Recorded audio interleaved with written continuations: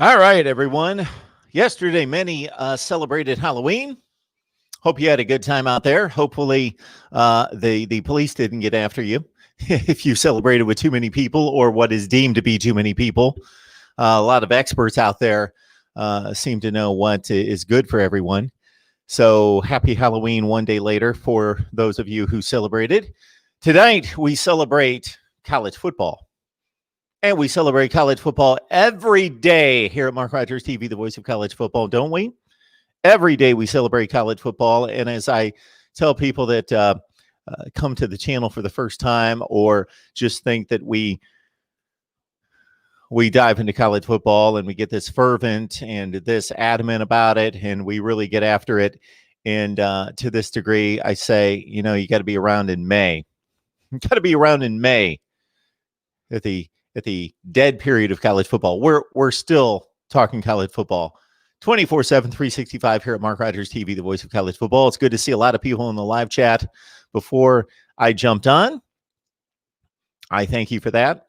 And we'll get to the comments and questions in just a second, the debate topics. I want to remind everyone that we're on a Patreon as well. So what that's all about is if you just enjoy what we do here, and don't want to see anything else. Just appreciate what we do. And I make this comment because this comment is made to me so much by the 57 people that are on Patreon. I think more than not, most of them say, you don't need to deliver anything else here, Mark. We are here to support you. So for the 15 cents per day, we're going to give you an opportunity to do what you love and what we believe to be of great value to everyone. And this is one way we know that you need to make some revenue, and that's why we're here. But I understand and totally appreciate and want to deliver for those people that are on Patreon because they want more. They want something unique. And so what you get is an insider look here at Mark Rogers TV, the voice of college football. You get an insider look. You also get my predictions each week. And yes, they weren't the best on Saturday. I didn't even add up my record. I don't think I want to add up my record for my predictions. So the advice is not to take my advice and go bet, although you would have made a lot of money over the last 10 years betting my predictions, but not necessarily the last 2 weeks. But you get my predictions there.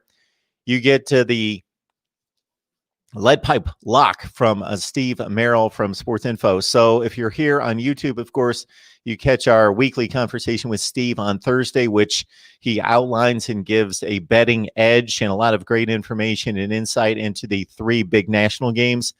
And then he gives us the lead pipe lock on Patreon. So that's exclusive there. Exclusive live streams on Patreon. So anyone will tell you that joins us on Patreon that there's an offer out there per request for an exclusive live stream each week, depending on the requests. So we've done a number of those, and we've got watch parties over on Patreon, so we ask that you join us there, and I will include the link right here. You can go right there and join us on Patreon. Also, Amazon, the link in the description section of any video. And you know what the deal is there. You help us build the channel. It's the same exact experience. All right. We talk college football. Here we go. Maybe some of the topics to get things started tonight. Of course, you know that you produce the show. I don't produce the show. Your calls, your questions in the live chat, that produces the show because I will talk about anything under the sun in college football that you want to talk about. So, although I jotted these things down. Who is the best team in the Big 12? Oklahoma State was undefeated until they ran into Texas at home. So is Oklahoma State still the best team in the Big 12 or somebody else? Who is Ricky White, by the way? Ricky White. Does anybody in the live chat know who Ricky White is? He had a big impact on college football over the weekend. Pac-12 expectations. We have yet to see the Pac-12. There's not a whole lot of talk yet about the Pac-12. There is one very, very important game. Well, they can all turn out to be important games depending on how the season goes, but one expected important game going to be played at 9 a.m. local time. Yes, a kickoff at 9 a.m. local time in the Pac-12, and of course, Georgia-Florida week. It's always a big rivalry. It's huge, regardless of the record. But for the past 3 years, it has decided the SEC Eastern Division and always been decided on the Georgia side. So will something change this year between Georgia and Florida and the right to play Alabama in the SEC championship game? And because of what's been decided elsewhere in the SEC East, we can pretty much say this is the game as expected. Some of us tried to look for another path, another avenue for somebody else to break through as SEC Eastern Division champion, but it didn't turn out that way, at least here in 2020.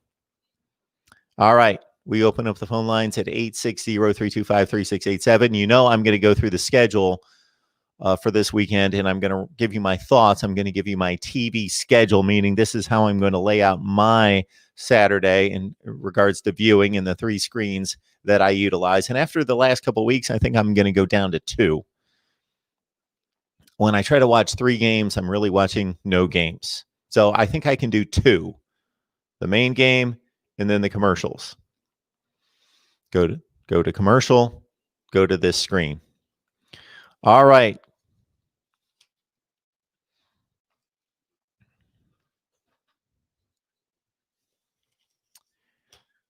There's been more talk about Jim Harbaugh, of course, this past weekend than probably any of the coaches, and for good reason. Tom Herman might have been in that category, but maybe things have eased a bit since he just beat what was supposed to be the best team in the conference. Maybe still is. They look like the best team, don't they? Oklahoma State, they look like the best team, but they didn't win the biggest game. But they're still in good shape with 1 loss atop the conference standings. Of course, you've got my top 25 that actually makes sense. That's out there. My top 25 that actually makes sense. And we can talk about that versus what we see in the AP and in the coaches poll, because it's funny because at 6 o'clock Eastern time on SG1 College Football on both Friday and Sunday, I do a show, and they're not aware of the top 25 that actually makes sense. And they complain about the coaches in the AP poll, and I enlighten them to what we're doing here. MarkRogersTV, the voice of college football. Who's on the line? MarkRogersTV, the voice of college football. How you doing tonight? Hi, Dave. I'm good. How are you? Excellent. Thought I'd get in here a little bit early tonight and talk to you early and see how your day went. Did you watch the Red Zone today? I did, but when I say I watch the Red Zone, that's my attempt, but it usually doesn't turn out that way. I'm working all it. The work has been from like 8 a.m. till 2 a.m. for the last month or so. So that's going to continue. So I couldn't even tell you who won the games today, but the TV was on with the Red Zone on. We'll put it that way. Yeah, I watched a little bit of it too. I will say, unfortunately for me today, it wasn't my Cleveland Browns who won. They took it on the chin today, so not a good day for them. So unfortunately.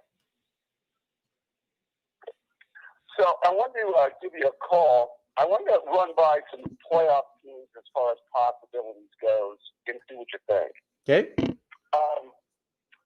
Are you now? You talked about the Big 12 taking it on the chin, and I had something up in Oklahoma State. I went on a limb. I played that game yesterday, and it was to my peril. Of course, I thought Texas, was done. They've got 2 losses. They're going into Stillwater. I like Oklahoma State. I got the line at like 4.5, and I thought for sure they're going to win by at least a touchdown, and you know how it went. And I just think the Big 12 right now is in a world of hurt. I think it's officially done, don't you? No, I don't. I think they're in a world of hurt. I agree with that statement. I don't think they're done. Nope. Okay. No, just because of 1 loss. No, I don't think of Oklahoma State or well, it would be Oklahoma State with the 1 loss. Everybody else has 2 because of Iowa State and Kansas State losing, of course, to Sun Belt teams. Yeah, they're on life support, but if Oklahoma State finishes up at 9-1, I think they're in really good shape. Yeah, they would probably have to run the table, I would think, to still have the chance. Yep. If they did, I would think that they would have a shot. I would tend to agree with you on that. I think, well, the two mainstays obviously look good. I mean, Texas and Oklahoma both have multiple losses, so I think they're pretty much done, I would think, right? Yeah, outside of anything unforeseen. Although we've got to consider, David, that it's going to be difficult for the Pac-12. Yes. So then, I was just going to say, then it comes down to how much the committee values the conference championship, even if they may have a same record or worse record than a second place team from elsewhere, or a group of 5 undefeated team. See, I'm glad you got to the Pac-12 because I was going to go there. My question to you is, so it's a 7-game season, and then they're doing the same kind of round robin thing that the Big Ten is doing at the end of their season? Yes. Okay. So here's just what I'm curious, because they have one less game in the Big Ten, and I'm still planning on COVID to still maybe hit, cause some problems here. Sure. Because obviously it already has. If the Pac-12 goes down to maybe where it's now with the playoff committee, are they going to say like 5 or 6 games? They can still consider a team if that happens out there in the Pac-12, or how much of a problem does that cause the Pac-12 if they miss those games because of COVID, and maybe they're only down to, let's say, a 6-game champion? Is everybody else playing 9 and 10 games? Yeah, that's what I'm saying. If they're compared to the SEC, the ACC, the Big 12, and even if the Big 10 can at least get to 7 or 8, Yeah, I think that they need to play close to a complete schedule. Okay. I think it also has to do with the quality of the games. If USC misses one game and it's Colorado, that's going to be viewed differently than if they miss the Oregon game. Right. Okay. Or if, let's say, the team looks dominant. Let's say Oregon is the dominant team in the Pac-12, for instance. I'm using them as, let's say, an example. And they run through the Pac-12 the same way Ohio State runs through the Big Ten, and they win 6 or 7 games by 2 scores or more, and they just look completely dominant in doing so. I would think that would probably help their cause, even if it's only 6 or 7 games, right? Well, I think that's how it should be viewed. That's at least how I would approach it. I'm not a big eyeball test guy because I don't think we use the eyeball test in the rest of athletics to determine who makes playoffs. So in this particular year, we've got no non-conference games to go on, except for, again, the negative that can be applied to the Big 12's performance against the Sun Belt. But other than that, nobody's played each other. Nobody has played each other.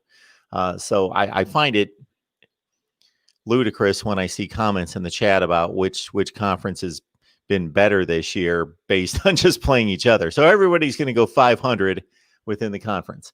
So I think it comes down for me to record, number one, and number two, the dominance within the conference. Yeah. So if 2 teams are 8-1 or 2 teams are 7-2 and they're up for a playoff spot, how much did they dominate their conference? Because there's not going to be any way to distinguish how tough their schedules were unless they played in rather easy. So I'll take Ohio State for an example.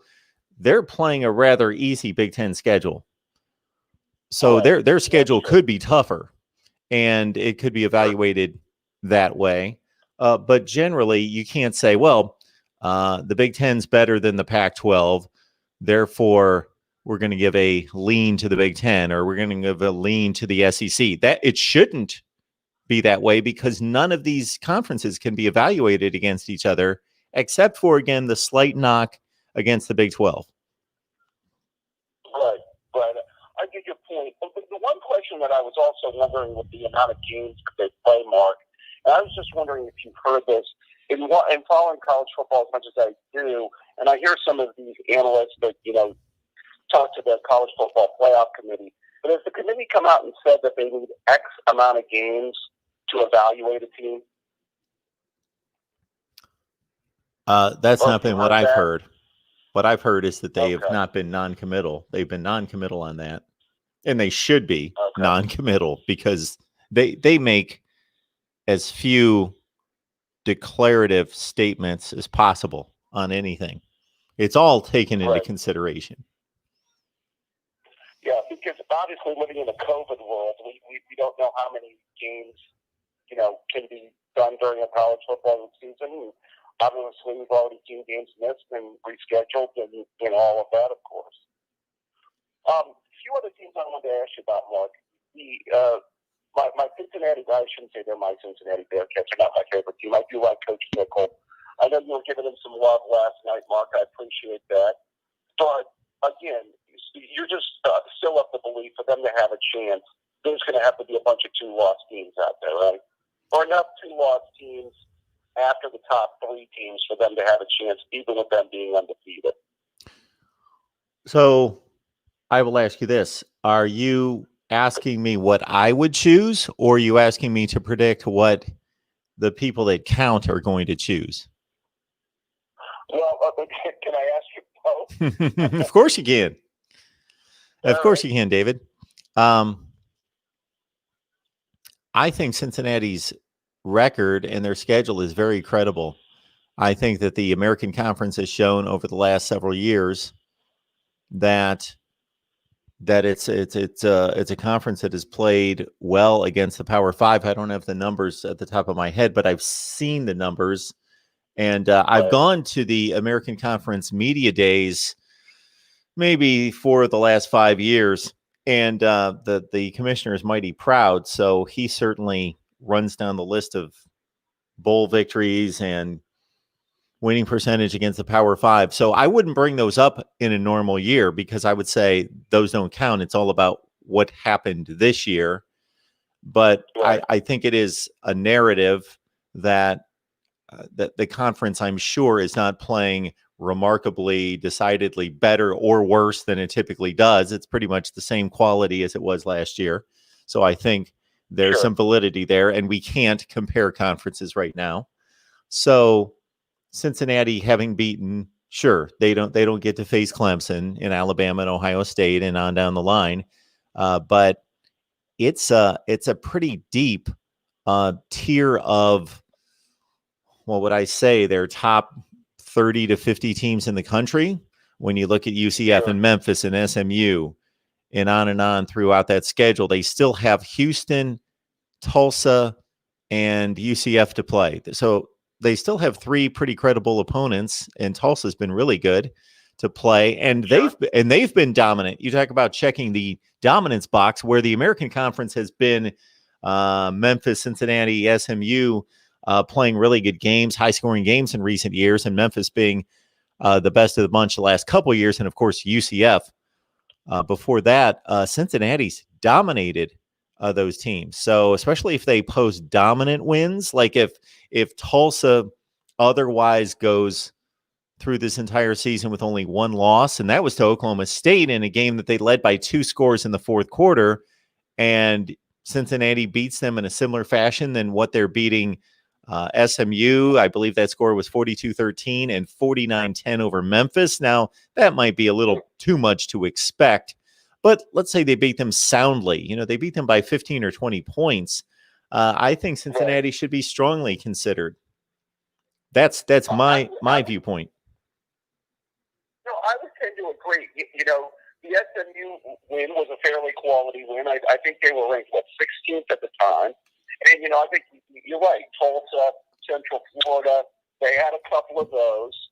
Now, you're a believer, and let me throw out one of their non-Power 5 teams.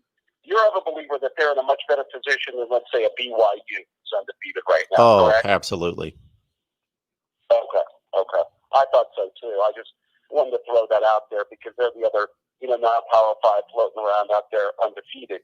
And I know the BYU still got, they have Boise on the schedule coming up. They didn't get a chance to play Army. Now, that Army game I don't think ever got rescheduled, correct? No, it did not. And Army would have been a decent win for them. That wouldn't have been a bad win if they could have gotten that. Yeah, Army would have been nothing. I think that you can really trumpet as college football playoff worthy beating Army, but yeah, it's a quality win. Right. And I think, obviously Boise could be a quality win for them this week if they get that, I would think, too. Oh, yeah, that's the game of the year for them. That's the game that they're going to use. They want, of course, it's the old story of we have to beat that team. Then we need that team to go out and really look good the rest of the season. We need them to go undefeated the rest of the way. And that's what they would like to have happen is they go out and look impressive against Boise State, have the Broncos turn around and win the rest of their games. Right. Yeah, because I'm looking at it right now. Those are the two non-Power 5 teams that, I'm kind of looking at. Obviously, we have to see the Pac-12 play. I know that there's still a fair amount of football left. Let's hope that there's a whole lot of these football games that are left to be played in the year that we're having here. The other team that I was wondering, do you think, because I was looking at their schedule, I think Texas A&M can run the table and go 9-1. Have you seen their schedule? Do you think that's fairly realistic? Absolutely. So okay. That is, we did a video last week with a reporter from TexAgs.com, and that is the comment that I served up, or the angle perspective, and wondering if that was a lot of the talk on their platform and with Texas A&M fans, because I said, look at this schedule. The schedule is winnable. It's an SEC schedule, so everybody on that schedule could beat Texas A&M, but there are no daunting games. It's LSU and Auburn aren't as good as they typically are. So Texas A&M, I believe, should be a favorite, unless maybe they play Auburn on the road for the rest of those games. So what do you do with a 9-1 Texas A&M team that beat the likes of, and I understand some of these wins aren't nearly as impressive as they typically would be, but beat LSU and Auburn and Arkansas and Florida? It would obviously be the big win. If the Alabama game was closer, that would certainly look good on their resume, but it was not. If Texas A&M sitting there at 9-1, of course they can't play in the SEC championship game. But if Alabama does to Georgia what they did the first time around, then that, boom, knocks Georgia out of the way. And then they get compared to the likes of Cincinnati, the likes of maybe a 2-loss. Do you take a 2-loss Big 12 champion or Pac-12 champion, or a 1-loss Pac-12 champion that's played far fewer games? And when I say far fewer, maybe 3 less games versus Texas A&M. Right. Well, I tend to agree with your point. I think if they'd have played Alabama to, let's say, a 10-point, maybe a 2-score kind of game, and it was at least a competitive game, because now I think that Florida win can age well. If Florida can, let's say, at least make the SEC title game with 1 loss, and then they lose to Alabama. Now, if Florida were to run the table and somehow win the SEC, and you've got a 1-loss Texas A&M, although, I think you still have Alabama out there if Florida were to somehow do that, because then they would have to be an undefeated, let's say, Alabama in the SEC title game to do that. So, yeah, I think Texas A&M is a little bit behind the 8 ball. Although I'll tell you what, this has we were talking about really good Texas A&M teams. This is one of the better Texas A&M teams we've seen since maybe the Johnny Manziel team that we talked about, which was the last good one that we could remember. Although I remember some good Texas A&M teams in the 90s when, R.C. Slocum was there. They had some good teams back then, but other than the Manziel team, that's the really last good Texas A&M team. Although as an Ohio State fan, Mark, first bowl game I ever watched, they beat a really good Texas A&M team in the Cotton Bowl when Jackie Sherrill coached that team. That was a good Texas A&M team. Sure it was. Remember that? Oh, yeah. Yeah, a lot of interceptions thrown in that game by Kevin Murray, the Texas A&M quarterback. Was that Kyler Murray's dad? It's a great question. I don't know. I thought that was Kyler Murray's dad. I never thought of that. I could be wrong on that one, but I'm not sure. But, hey, last thing, Mark, I want to mention. the Chris Olave, Garrett Wilson wide receiver combination at Ohio State will be remembered as one of the all-time great wide receiver combinations in the history of Ohio State. I'm talking Jeff Graham and Bobby Olive. I'm talking Mike Lanise and Chris Carter. I'm talking Ted Ginn and Santonio Holmes. I'm talking Devin Smith and Michael Thomas. It's going to be up there amongst the best. Did I list some of the best right there, Mark? Oh, absolutely, you did. Who could we pair with David Boston? Did you say David Boston? Did you get him in there, or Terry Glenn? Terry Glenn and D. Miller? Terry Glenn, David Boston. They didn't really intersect. Terry Glenn had an odd career because he was a JUCO guy, and he really only had the one just enormous year in 1995. And then it was Boston's deal after that, 97, 98. You know, it was Boston and Miller, Mark, in 98. That was the guy, and you had him on the show. D. Miller and David Boston were a great combination in 98. And the other one in the 90s that was very good was Chris Sanders and Joey Galloway, who both played a number of years in the NFL. Were together for 1 year. And that was pretty good, too. Chris Sanders and Joey Galloway. Yeah, Chris Sanders, Joey Galloway. Chris Sanders, didn't he play for the Oilers? Yeah, he played a few years in the NFL. He's a pretty good player. I might be confusing him and Cedric Saunders, the tight end, but a lot of Sanders and Saunders at that point at Ohio State. I was joking with Hellwagon and the rest of the boys when one of those names came up, and I named like 4 Sanders and Saunders that all played at the same time. But yeah, actually, I would go more the route of Galloway. And so Galloway was there from 91 through 94. And I would pair him up with Jeff Graham. Jeff Graham had some really nice seasons in the NFL. He had like 90 catch seasons in the NFL. Yeah, with Bears. Good player. Yeah, exactly. Good player. Do you know who turned out to be a much better NFL wide receiver than I ever imagined? Because the statistics at Ohio State were less than sterling, by no fault of his, but Brian Hartline turned into a Pro Bowl wide receiver.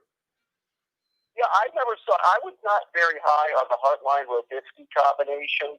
You know, I mean, obviously I didn't like them as much as the guys that came before them because the Ginn-Holmes combination set the bar very high. In fact, that trio of receivers that Tressel had at the time with Ginn, Gonzalez, and Santonio Holmes, could you mention how good the 05 team? All 3 first-round draft picks, by the way. And Holmes, you know, was the MVP of the Super Bowl, and Ted Ginn's played 15, 16 years in the NFL. So yeah, I think that's the best one you've named. That's my tandem right there, Ginn and Holmes. Oh yeah, they were great. I tell you what, though, we'll look back historically and say that the Devin Smith-Michael Thomas combination in 2014 was not all that bad. It was pretty good. Oh, absolutely. Pretty good. Yeah, and certainly the pair that you just named that's playing right now should win more games and more impactful games than the first two chronologically that you named in the mid to late 80s. Those teams, obviously.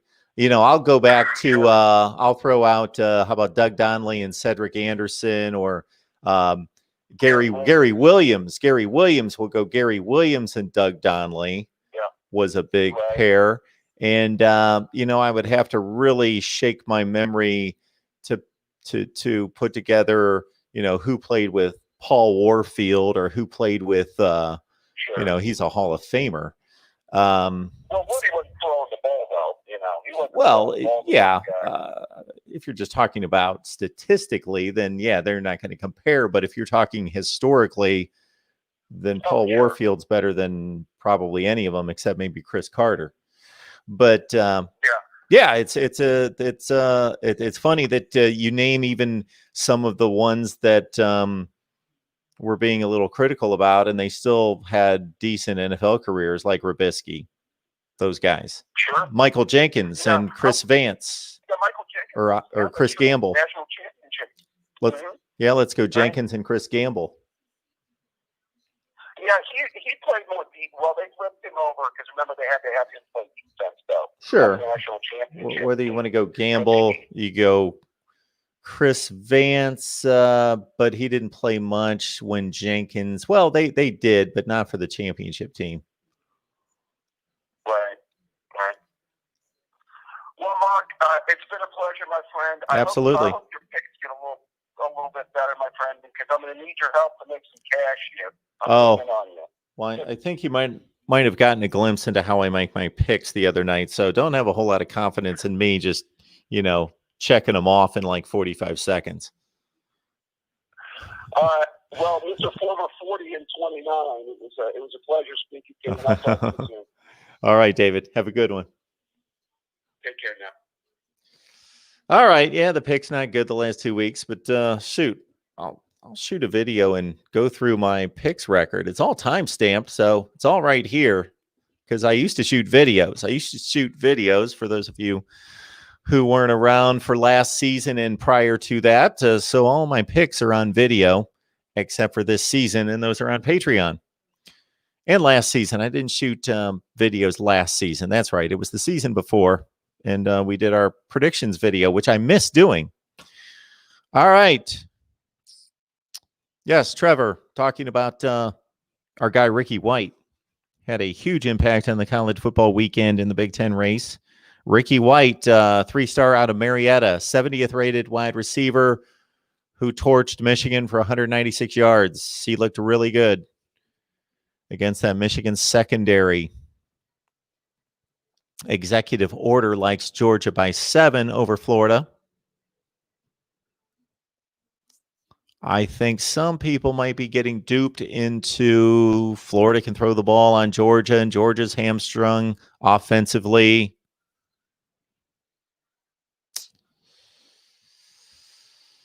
We've started an audio podcast that I'm not going to promote much here yet because we just got it rolling with Mr. Scott Fisher, who you can find here on YouTube as well. But we just started this audio podcast this morning, and he was certainly high on Florida beating Georgia because of just that. Florida can throw, Georgia can't.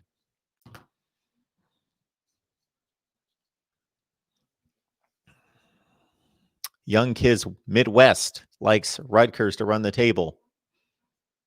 Okay. I like it.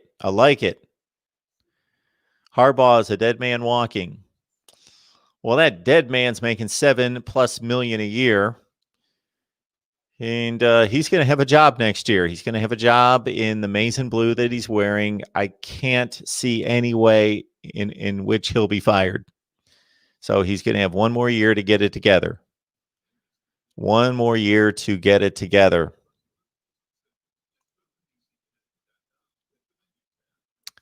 Young Kids Midwest, Harbaugh is burned out. For a guy making $7 million a year, the one sympathetic thought I will put into all this is, and I say this all the time about the people that we analyze here. We analyze the players, we analyze the coaches. And they're doing a job in which there's a high probability of failure, unlike the jobs that we do. The jobs that we do, whether you work in a factory or you sell insurance or you're some kind of PR person or whatever you do, you work in a hospital, so forth and so on, and then we could delve into failure rates there if you're considering that life and death being failure. That doesn't mean you're not doing your job. But it's the only line of work that I can think of where everybody can be doing a great job that's on the field. Everybody, the players, the coaches, everybody's doing a great job, but somebody's going to fail. Somebody is going to fail, and they're going to fail on a public stage for everyone to see. And they only get one chance to get it right. Of course, they have a number of plays and a number of games throughout the season to get it right.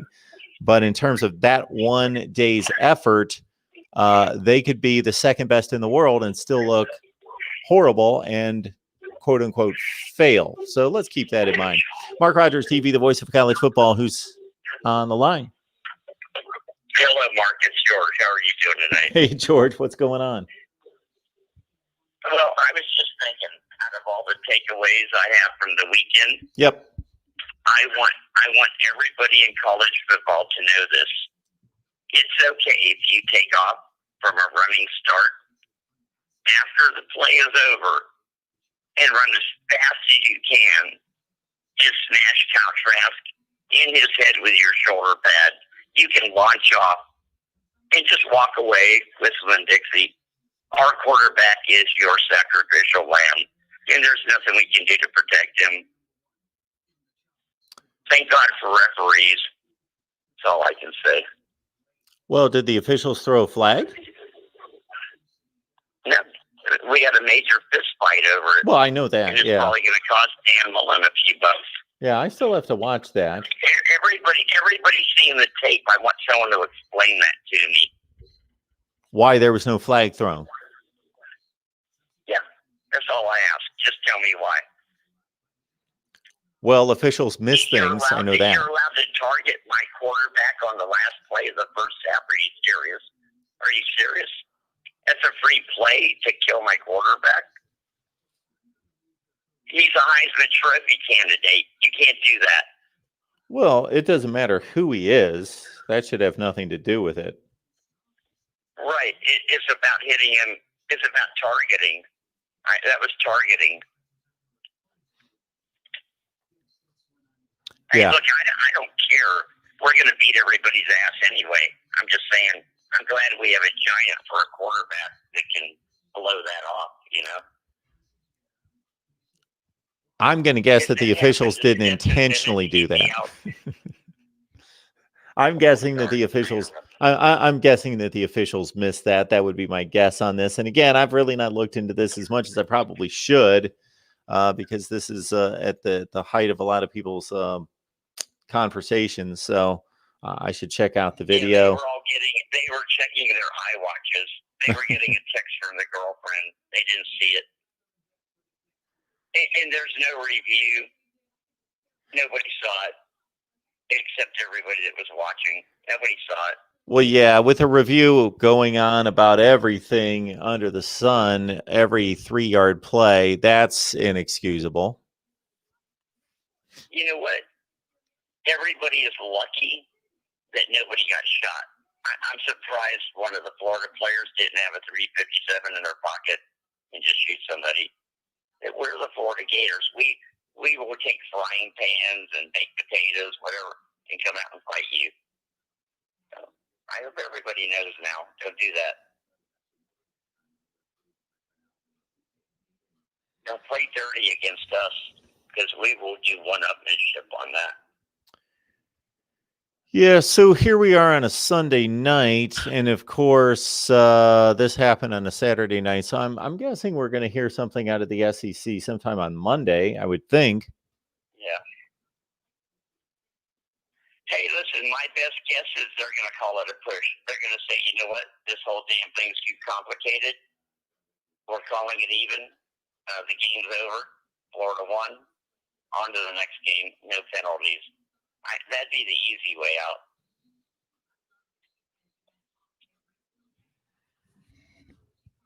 Yeah, that's what you would like. Call off the game after there's a bit of a fight. Listen, I don't care if you suspend one or two of our players. I'm just saying the whole thing was the referee's fault. It has nothing to do with Dan Mullen or Missouri or Florida. The referees let them target our quarterback and get away with it on the last play. I want the referees to answer for it. There should have been a flag thrown. I mean, what were they doing? Talking to their girlfriend on her cell phone? Yeah, see, I don't want the referees to have to answer for it. I think the review booth should answer for it, because the referees are going to. If you're holding the referee, made Auburn be 4-2. If you're holding the referees to a standard of perfection, though, then you might as well get rid of the referees. They can't be held to a standard of perfection to be able to catch everything. That's why there's a review booth that can call down and say, we need to look at something. Hang on. All right. I'm not putting this on the officials based on the information I have. I'm not saying they did a good job, but I'm saying that they can't see everything all the time. What I'm saying is that there's a review booth that is watching everything on 18 different camera angles.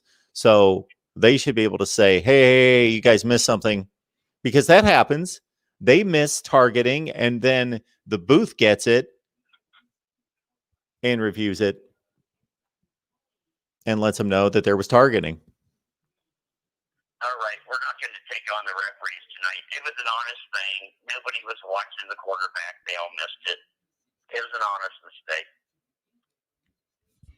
I don't know. Maybe it was. Yeah, they were busy. It was halftime, man. They had shit to do. They were going to get some Doritos and Coca-Cola. Yes.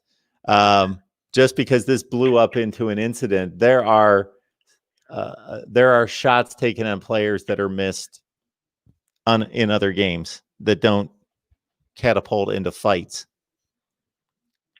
Listen, last year they twisted Kyle Chase. That guy, what was his name? Some dumbass name, that Kentucky player. He literally twisted our quarterback's ankle, the one that was broken, and tried to break it. And we all saw it on tape. Chase Chance or something, and nothing happened about it. Hey, what's up with Kyle Trask? Are they just allowed to kill it or what? You don't get no protection from the media or the referees or the Southeastern Conference. You can just kill Kyle Trask. It twists his ankle. Remember that? You remember that? I don't recall that. No, I don't remember that. Yeah. Don't remember that situation. Yeah. It was like ran over and over. How can you not know it was ran for weeks and weeks? The guy tried to rip our quarterback's ankle off. He was out of the pile and he was just holding his ankle, twisting. And nothing came from the SEC home office about it. And then we just saw them do a target on my quarterback at the end of the first half with no time left.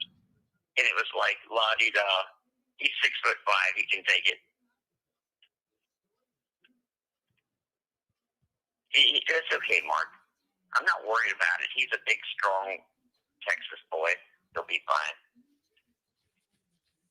Yeah, I'm not saying it's right. I'm telling you that the officials missed something, apparently. They missed what happened on the field. They're going to miss other things. If we're going to hold them to the standard of perfection to not miss anything, then we should just get rid of them and just let the players just play each play, and then the review booth can come down and they can let us know. What I'm saying is that the review booth, it's just like when they incorrectly call targeting. I have no issues when the officials incorrectly flag for targeting, and then the review booth, because they get to sit there and watch it. They get to sit there and watch it over and over and over in slow motion from 18 different angles. Then they can make the proper determination on whether it was targeting or not. That's why they're there. And that's not going to happen. That's not going to happen. They're not going to punish Missouri for what they did. I don't know if they are or not. It has nothing to do with Florida. Florida didn't do nothing wrong. They're lucky we didn't beat them up, quite frankly. We almost beat them up. They came close to getting beat up.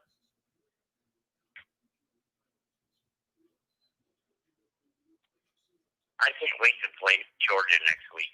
After all these years, 3 years in a row, they beat us. Oh my God! Yeah, should be a heck of a game. Yeah, I'm not going to bet on the game. I say the line is off on this game because they made Georgia the favorite. You follow me? So that scares me right away. I'm like, is there a trick here or something?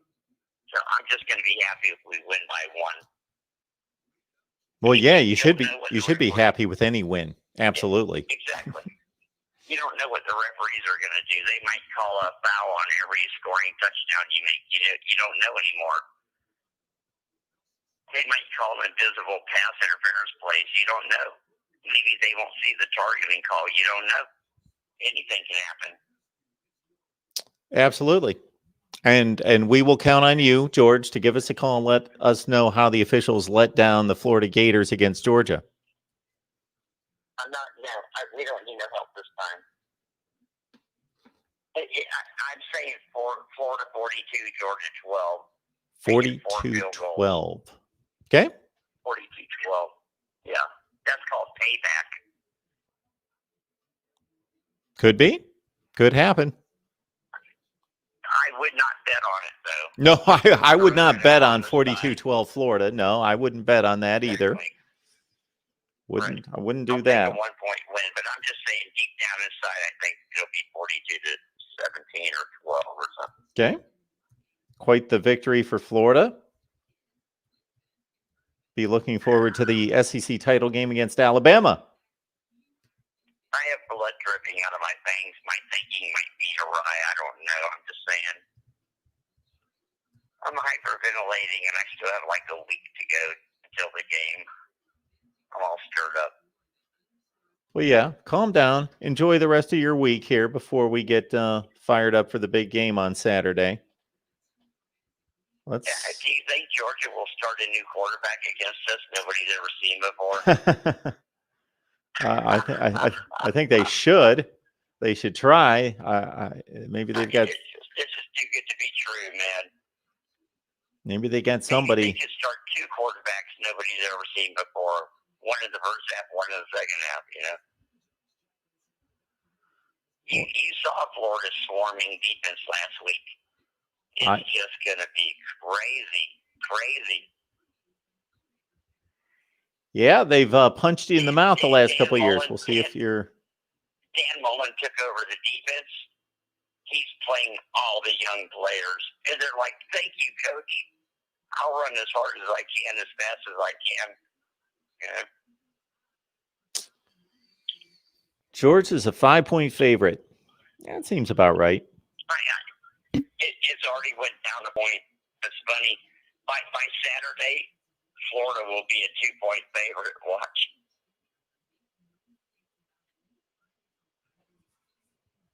It doesn't matter, though. I still wouldn't bet on this game. I would bet on Iowa State or Northwestern or something.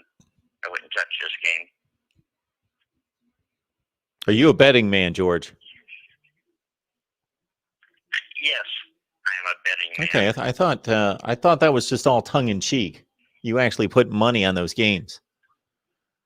If I lose a few $100s on a game, you know what I do? I go to the casino and I put all my money on red or black on a roulette table.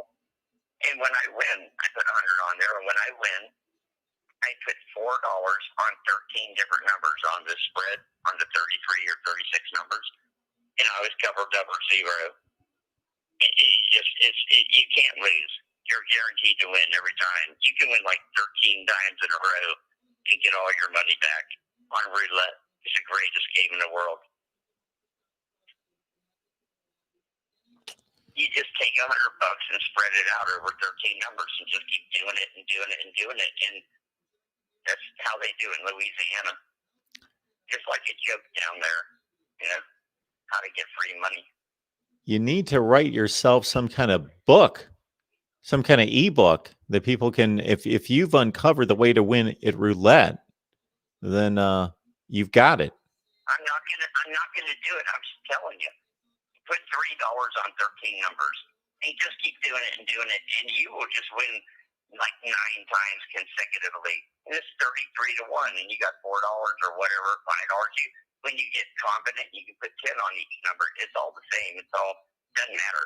But yeah, it's impossible to lose when you cover that many numbers. And it's 33 to 1, and you're only betting 13, so you're winning like 20, and you can just stand there all day and then multiply times 10. I've done this several times. I watched some guy from Louisiana do it once. I was like, oh my God. I couldn't believe it. I was down $500 and I had all my money back in like 30 seconds. Anything else on the college football front, George? Yeah, I'm sorry for Michigan. I'm sorry for Texas, even though they won. I think Oklahoma State will be okay. And the Pac-12 should just not play this year. They don't need to go through this for no reason. It's ridiculous. I can't believe somebody hasn't played one football game yet, and they're trying to jump in the game. It's ridiculous. Well, they are jumping in. All right. Yeah, imagine that. Hey, Kyle Trask has more touchdown passes after missing 2 games than anybody else in the Southeastern Conference. Isn't that amazing? It is amazing. He's amazing. He can take a targeting hit. 18 touchdown passes, and they get a free launch off targeting on him because he's not special. He's not worthy of being protected. He's just dumbass Kyle Trask from Florida. We don't have to protect that boy. Yeah, I think there's a big conspiracy between the SEC officials against Florida. I think it's pretty obvious. Maybe I'll shoot a video on that. I want to see it on full display against Georgia, though. After Darth Vader appeared at Florida's press conference, I think it's all going to be okay. Everybody knows now, don't mess with Florida. Darth Vader is our coach. Even though he's getting old and he looks a little worn down, just still Darth Vader. All right, George. You saw it. Keep yourself calm down concerning the Kyle Trask situation, and don't let the nerves get to you before the big game on Saturday. You got 6 days. All right, George. I love you, man. We'll talk to you soon, sir. Have a good one. Go Gators. Go Gators. Beat Georgia. Our man George, upset about Kyle Trask. And I get it. I understand. That was going on, and there were 82 other more important games and relevant games going on at the same time. So I saw something at halftime, saw the players going nuts in the middle of the field. I read about it in regards to the angle that I read in reading 3 different stories. The focus was on Dan Mullen. Did Dan Mullen incite this? Did he incite the fight? And the perspective of places like Saturday Down South and CBS Sports, and I forget the other source that I read, was more from the angle and the perspective and the whole slant of the article on 3 different occasions that I read. So I did look into it. I just didn't watch from start to finish. I got to look at the play. But I read articles on it. They all came from So George is uncovering something a little different for me here, which is good, because everything I read online had to do with Mullen. Dan Mullen, is he going to have to answer to the SEC? Did he incite a fight? What was he doing? That was irresponsible. Based on the depictions that I read in those 3 articles, it certainly sounded like it was. But if his quarterback's out there being targeted maliciously and it's not called, then Dan Mullen has every reason to confront the officials, of course. I see a lot of talk in the chat about Cincinnati and a college football playoff spot and trying to compare them to, let's say, a Notre Dame. So I go through this in building a top 25 all the time. So, kind of comes to roost at the end of the year. Come to roost. Man, I'm aging myself. That sounds like something that I would have heard my grandpa say or something. At the end of the college football season, where you have, let's say, a bunch of 8-5 Power 5 teams that won or lost bowl games, and that's typically the cutting off point in a normal season of making the rankings, the final rankings, or not. 8-5. If you go 9-4 and you play in the Big Ten or the SEC, you're going to be in the final rankings. If you're 8-5, that seems to be the cutoff. And so trying to compare those 8-5 teams and whether they should be ranked and how high versus a bunch of 11-2, let's say, that seems to be, if you only lose one game and you're in the group of 5, like a UCF, Cincinnati last year, then you're going to be ranked extremely higher. I think Cincinnati was 11-2 last year. You're going to be ranked high, but that seems to be the comparison for some reason. I've noticed this in the polls at the end of the year. And also where I've tried to judge an 8-5 Power 5 team against an 11-2 Group of 5 team. But that seems to be about where that comparison is. It's about a 3-game difference.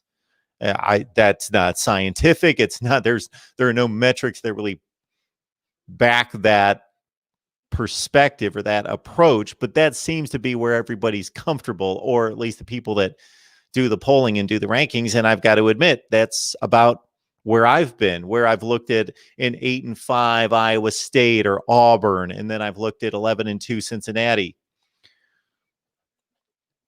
I also noticed that a lot of those Group of 5 teams that, let's say, finish 11-2, like a Cincinnati did 2 years ago, and they played a 6-6 Virginia Tech team.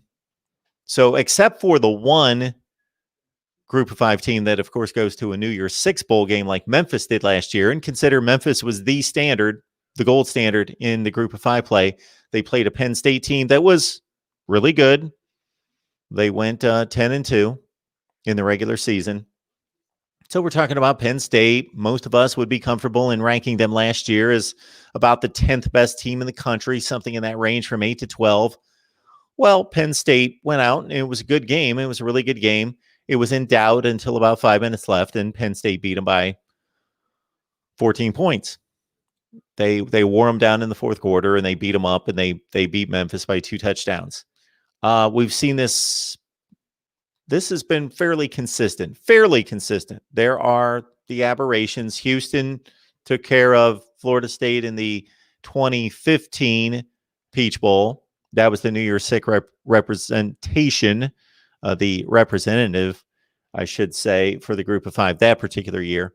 But the next year, you had a Wisconsin team taking on an undefeated Group of 5 from the MAC, and Wisconsin beat them by 8 points. So Wisconsin was a 10-3 team that lost the Big Ten championship game. Was not the second best team in the Big Ten, though. They were more like the third or fourth best team in the Big Ten, but they represented the Big Ten, or represented the Power 5, I guess, against the Group of 5, against that one New Year's Six, Western Michigan, PJ Fleck. So that's been interesting to see, is the top of the Group of 5 taking on those top 20 Power 5 teams in non-conference play, and mostly in bowl games. Sounds like something we need to study in the off season. We need to put a metric to this. We need to really review what's happened over the last 5-6 years, something in that range, and see how the best teams in the Group of 5 have fared against the Power 5 at different levels. The elites, there's no way they've beaten the elites. Cincinnati played Ohio State last year, and they got waxed 42-0. But then once you get into that next tier of the Notre Dames and Michigans and those, I'm not talking about somebody's going to throw a comment at me. Michigan's not at that level. I'm not talking about right this second. I'm talking about in general where they've been for the last 5 years. They have been there at number 10, 12 in that range. Michigan, Texas, Georgia looking good.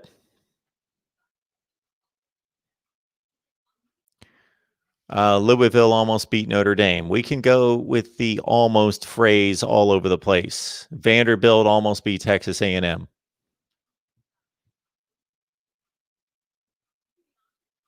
Those are both 5-point games. We can go all over the place with almost beat, almost beat, almost beat. And in some cases, we can look at top teams in the country in the last 5 years and say somebody did beat them. It happened once. You know, once it happens 2 or 3 times, then that team is no longer should be considered to be a really good team. But we know those teams that have lost to lesser teams. Georgia lost to a 4-8 South Carolina team last year. Ohio State lost to Purdue when they were 6-7. Ohio State lost to Iowa when they were 8-5. That wasn't such an embarrassing loss, it being on the road, and Iowa was pretty good. It was more the butt kicking from a score standpoint. 50-50, what was it? 50, shoot, I used to have this. It was the score that everybody remembered that season. What was it? 52-34 52. Why am I messing up on the scores? Like 52-31. That doesn't seem quite right. Something like that. 55-24. 55-24 sounds right. 55-24. I think that was the score. Yeah.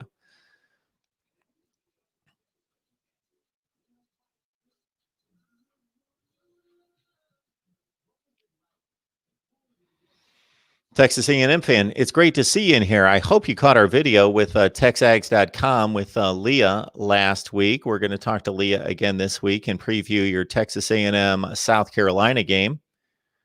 Jimbo Fisher wins Coach of the Year. Fine. Not a big proponent of awards. I could care less. Buckeyes have had a lot of great receivers, Cheryl. Absolutely. It's arguably the best school for that position all time. It's arguably meaning it's a conversation. I'm not making a declaration that Ohio State's produced the best wide receivers of all time, but they're in the conversation, just like defensive back. They're definitely in the conversation. USC, definitely in the conversation. Miami, in the conversation.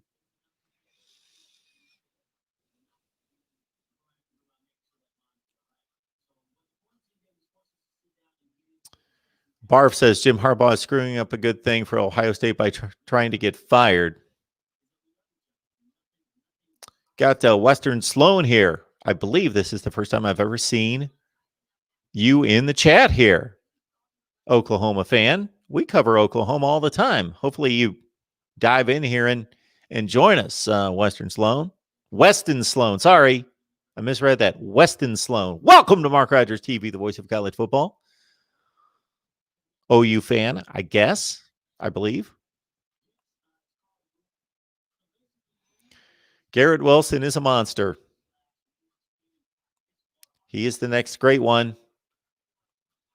Sea Cruise Sports Talk and Stuff. Thank you for your suggestion of jumping on Stitch. You know, I'm building out what we hope is going to be a big platform here. There's a lot of work to do, and I'm one guy, and I need some help. I'm going to go get myself some interns. But that's a great suggestion, and I'll look into that. I have had other people suggest that, and we should put that on the list. Every time I make a list, though, during a show, then it gets lost somewhere. But Stitch or Twitch, I'm sorry, I'm mixing up Stitcher and Twitch. We've got an audio podcast that goes out every day, nearly every day. We had some storage issues in the last week, so don't be looking for new content there. But basically, I take some bits and pieces of what goes on here on YouTube, and we release that as an audio podcast. So look us up on Spotify, Stitcher, Apple Music, Google Play, and Spotify. So your favorite audio platform, look us up, Mark Rogers TV. Give us a review, give us a like, subscribe. Even if you're never going to listen to it, just subscribe. Even if you just want to hang out here on YouTube, please subscribe there. That would help us out immensely. But we are launching a new audio podcast that's going to go out once a week, and then we hope to go to 2 times a week during the off season. And that's going to be with myself and Scott Fisher, who runs a nice little YouTube channel on college football as well. But we're just getting that together. We had a run through last Friday. We did so this morning as well. So we've got an audio podcast in the making. I'll get you the information on that as soon as we put together a logo, and we're going to produce the clips and edit those and put those out here on YouTube as well. Yeah, lots of guys we didn't know played at Ohio State. I think when David and I were running down all those NFL wide receivers from Ohio State.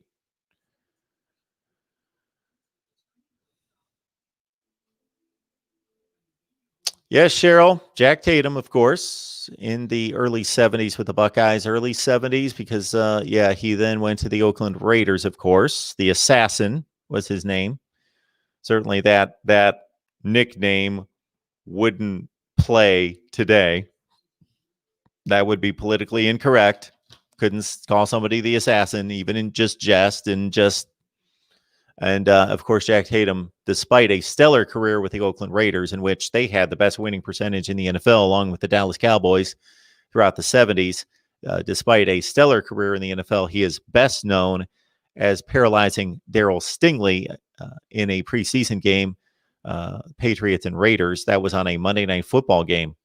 I remember it vaguely. I was just a little lad, and remember watching that. I don't know if I was exactly watching that game, but I remember seeing the replay over and over and over and over and over. Yeah, hardest hitting player ever. Some of the other ones, you go with Steve Atwater with the Denver Broncos, who played at Arkansas. Hard hitting safety. Another Broncos safety, Dennis Smith from USC, hard hitting player. Ronnie Lott, man, USC. Another USC defensive back, all-time greats. Yeah, it would be a great discussion between LSU, USC, Miami, Ohio State in terms of DBU. But Ronnie Lott, one of the great hitters of all time. Donnie Shell, Mel Blount, who both played at historically black colleges, I believe. I know Mel Blount did for sure, and I believe Donnie Shell did.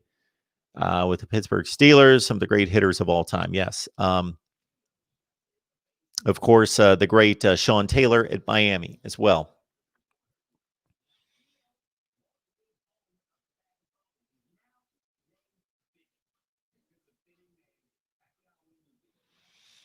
Yeah, Weston, thank you so much. We covered that last week and setting us up for the Oklahoma game the last 2 weeks against in the aftermath of the TCU win, and then looking ahead to the next game, that Ronnie Perkins, your best defensive lineman, back at Oklahoma, and that should fortify the defense that's actually played well. So let's not be throwing out any jokes about Oklahoma's defense this year, unless maybe they make the college football playoff, which they won, of course, with 2 losses, but maybe get to a bowl game against a Power 5 team from another conference that can beat them up a little bit. George is taking people up on their suggestions. Thank you, George, and saying, hey, why don't you go do it for him?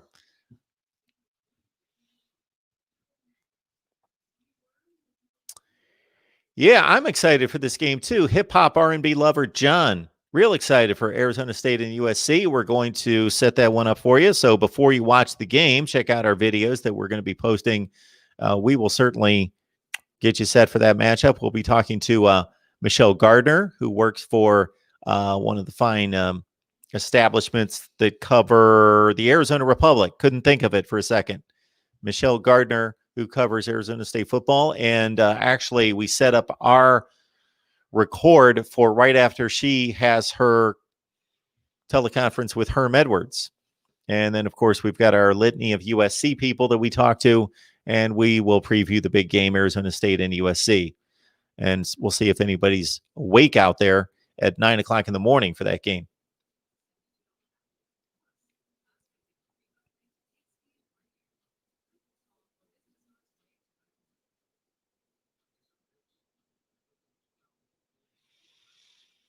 Yeah, Benzie Boy 101. Looks like you're a Wisconsin fan. Sorry about the loss to the Vikings today. Welcome to Mark Rogers TV, the voice of college football. I'm going to make that assumption about being a Badgers fan, since you're concerned about the quarterback situation against Purdue if you play the game. And would love to know how long you've been watching. Danny Vandenboom, yeah, he's the 4th-string quarterback. Jack Cohn, then we went to Graham Mertz, and I hope we're not robbed of watching Graham Mertz play football this year, because he was outstanding against Illinois. Of course, he got to throw from a clean pocket all night, but still 20 of 21, 254, 5 touchdowns, exceptional. Elite 11 quarterback, the best prospect that's ever played at Maryland, outside of course, Russell Wilson being a transfer from NC State. And we see what he's doing right now. He's a Hall of Famer. He's a legendary quarterback already that I don't think quite gets his Brady, Breeze, Rodgers due, but he's working his way there very quickly. Yeah, Danny Vandenboom in place of Chase Wolf, who's the 3rd stringer. So our 4th stringer, Wisconsin, if they're at full strength, I believe they're the best team in the Big Ten West. I'm going to make that call. That's who I selected to go to the Big Ten championship game out of the West, but it's already up in the air now after one game. Barf is thinking that Harbaugh would wish his team caught COVID last weekend. Ethan likes Florida by 10 over Georgia. So you better jump on that money line. They're getting 5. So I got to think that the money line on Florida would pay off nicely. Probably like plus, I would think about 170, plus 170. So you lay down $100, you win 170. You get 270 back. You net 170. Yeah, Michigan probably would have lost to Rutgers, just like, of course, Michigan State. If Michigan State lost to Rutgers, then Michigan definitely would lose to Rutgers. And we got a super chat coming in here. This is what this is my pay for the hour. Thank you so much, TFJ Boxing. Only listen to your FSU shows, but you dropped in for this. Hey, it's more college football talk, TFJ. But thank you so much. I will post that to the screen. We appreciate that. That is very kind of you. Cheryl, I was a little girl watching Jack Tatum sitting with my dad watching football. Yep. Texas A&M, building momentum. No other team can compare. Whoa. Okay. Those wins over Mississippi State and Vanderbilt really going to somebody's head. OU, Oklahoma State, who you got? I like the Cowboys right now, based on what I've seen. I know they lost against Texas, but that was kind of like a Penn State, Indiana deal. 600 yards of total offense to 300, like 580 to 280. I thought Oklahoma State looked like the better team, but they made the mistakes in Texas. To its credit, it was a well officiated game, so that was not an issue. But man, Tylan Wallace is, he's good. I had not watched really Oklahoma State play start to finish. And I thought, I'm going to watch this game as soon as what happened on Saturday was. So I DVR about 7 or 8 games every broadcast window. Noon, 3:30, prime time, and then I will eventually late night. So I'm taping DVRing 7 games. So by the end of the day, I've got 25 games on my DVR.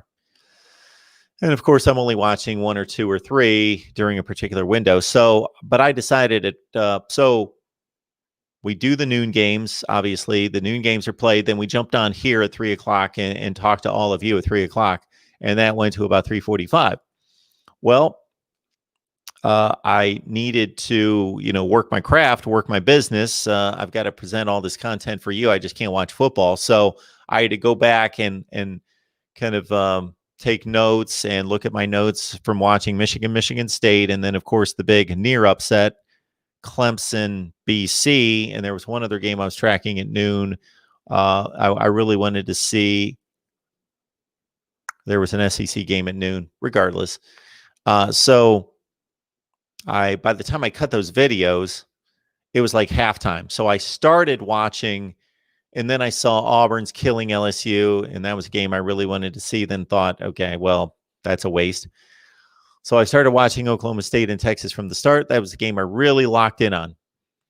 And it was the first time that I've seen Oklahoma State play this year. I saw the Tulsa game some, a little bit of Iowa State, but I really got to see them play. And the defense is impressive. Tylan Wallace is a monster. He's a beast. He's one of the best wide receivers in college football. He ranks right with those Alabama receivers, Devonta Smith company. Yeah, I like Oklahoma State.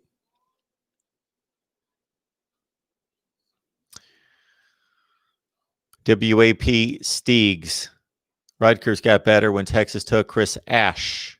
Don't expect Texas staff to be there if they have another loss. Yeah, I was talking about that again today, talking about Greg Schiano taking over and how just when a coach that really knows how to run a program, knows what he's doing, instills confidence, instills instruction, instills discipline, instills a game plan and really knows how to, he can take the same talent. And then also Greg Schiano went around the Big Ten and he was able to get some transfers in to kind of fortify the team, but not great players. Noah Vedral, I go Vedral, but Vedral, I heard Vedral the other day, the Nebraska transfer at quarterback. He's not a great player by any stretch, but man, Rutgers is so much better. They may go 2-7 or 3-6.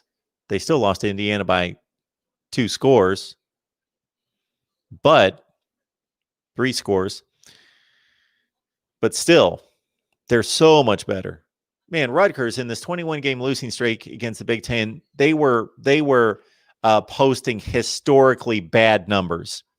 If you want to go to it, if for some of you geeks and nerds that love box scores and numbers, look up it must have been in 2017, 2018, when Michigan beat Rutgers 78-0. Go look at that box score. It's one of the biggest embarrassments you will ever see. There were games, Rutgers, the last couple of years, when they had a game against, I think it was Iowa. They got shut out 30-0. It might have been worse than that. And they threw for negative yardage. The quarterback went 1 for 10 for -7 yards. They completed a screen pass and got thrown for a 7-yard loss. They are historically bad. And now suddenly even if they lose the rest of their games by 2 scores, like they lost to Indiana Saturday, that's a remarkable improvement. We got NBA fan chiming in. Thank you so much. I appreciate that. And hopefully we can get your mod status. We got to do something about that. And I don't understand it, because I was told that you could grab a comment from anybody who wanted to be a mod, and I could just, because I'm signed into my account as owner of the channel, just look at the drop down and say, boom, you're a mod. That's what I did with Cheryl. That's what I did with a number of other people. But for some reason, some of the comments don't allow that. So NBA fan, thank you so much. I appreciate the super chat contribution. Appreciate that. Hot take. Over the next 5 years, Michigan will have a 50% or below win percentage against Rutgers and Michigan State. Thoughts? NBA fan, you know I love you. You know that you're welcome here. You know that we respect you, but I'm going to say you're crazy. You're telling me that Michigan is going to have a losing record against Rutgers and Michigan State in the next 5 years. So you got one in the bank. I'll give you that. You got 0-1 against Michigan State. So in the next 5 years, they're going to go 4-6 against Michigan State and Rutgers. Okay. I think we're overreacting to one game. Just like a lot of Michigan fans overreacted the week before when they beat Minnesota by 4 scores. Oh, man, we got a little rift between technical technician and Texas A&M fan. A lot of tease there. I don't know who you are, but you're delusional. Texas A&M is never going to win anything. Never going to win anything. It's not going to happen. Oh, man, David Greenshield going back in time. And I need to answer a comment coming in very early from, I think this came in from, I jotted down, it was one of our Miami fans, because I made the comment the other day that we need to put my comment in proper context. I did not say that Michigan definitely would beat Miami. I said, I believe Michigan's better than Miami and they would win that game against Miami, but wouldn't surprise me if Miami beat Michigan. If they play tomorrow, I still think Michigan's a better team than Miami, but it's not like Michigan's this great team, obviously, and Miami's horrible. It's that I think Michigan's a top 15 team and they're slightly better than Miami. But it would be a good game. So I said that, and some Miami fan was questioning me about, and rightfully so. I'm okay with that. Yeah, we got Jack Tatum, Jim Stillwagon, who was one of the great offensive linemen and was drafted like in the top 5 in the NFL draft and won the Outland Trophy, and Rex Kern, of course, quarterback to the national championship team of 1968. David is asking or telling us pretty rare that game day goes to the site of a game that is not going to be broadcast on the ESPN family of networks. Actually, it's not. They prefer to go. So I worked there for 19 years. Many of you know that. So I just resigned from ESPN a month ago after 19 years. So actually, the guy that runs the audio for College Game Day reported to me for the last couple of years. So yeah, ESPN would like to, and I think that was the original intent was we're going to help publicize our game, our ESPN/ABC game. But obviously, it became very obvious. It became obvious over the next few years that they didn't want to play obvious favorite to their game. If Alabama's playing LSU and it's the game of the day and they're 1-2, then they're not going to go to the Michigan Penn State number 15 versus number 21 just to be there and hype it up as the best game. No, they're going to select the best game. So I have always thought it was highly overrated people's care and interest and fascination with where College Game Day goes. I just never understood that. I just never got it. It's a great show. It's the best in the business. It's amazing. And I'm a little bit biased because I worked there and had people report to me that worked on the show. But even before I worked at ESPN, I believed it to be the best show of its kind, and a complete just revolutionized the college football experience on television on Saturdays. But if you would go through, and maybe somebody on some platform, some website keeps track of College Game Day events and their selection of game day sites, you would see that, yes, there's a preference toward ESPN ABC, but they go to whatever they believe is the best game. And then over the last, I'd say 10 years, they've kind of branched out into if there's not an obvious game that particular week, then they've delved into going to an FCS. They've gone to North Dakota State and they went to James Madison. And of course, they've honored the military a number of times and gone to some of those games when there's not been an obvious, huge, enormous game.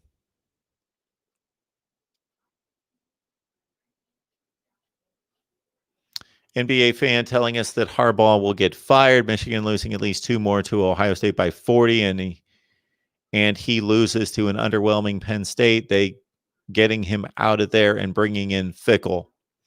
Could be. I don't think that's going to happen. I think Michigan's going to go. I picked Michigan to go. Was it 5-4? I'd have to go back. It's on a video, so it's out there. But I think I had Michigan 5-4. I think I had them at 5-3, and then losing their maybe 6-3, 6-3, 5-4. And last week's game doesn't really change my perception of Michigan football much. Yeah, I expected them to win. Yeah, David, I don't know who you're commenting to there, but Purdue has no question. It's not close. Purdue's the best quarterbacks of any school in the Big Ten. That's not even debatable.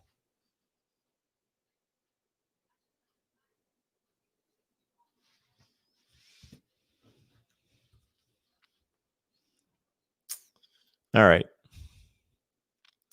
At this rate, we should be done by about 4 a.m. NBA fan again. I like to get these super chats posted to the screen. So the other one, I can no longer post that to the screen. So I apologize for that, but I read it off and acknowledged that. So thank you so much. That was our Florida State friend. This one coming from NBA fan. Snake Spence believes Cincinnati would beat A&M. They certainly are capable of beating A&M. If they played on a neutral site tomorrow, I'm taking Texas A&M to win that game. I'm taking Texas A&M.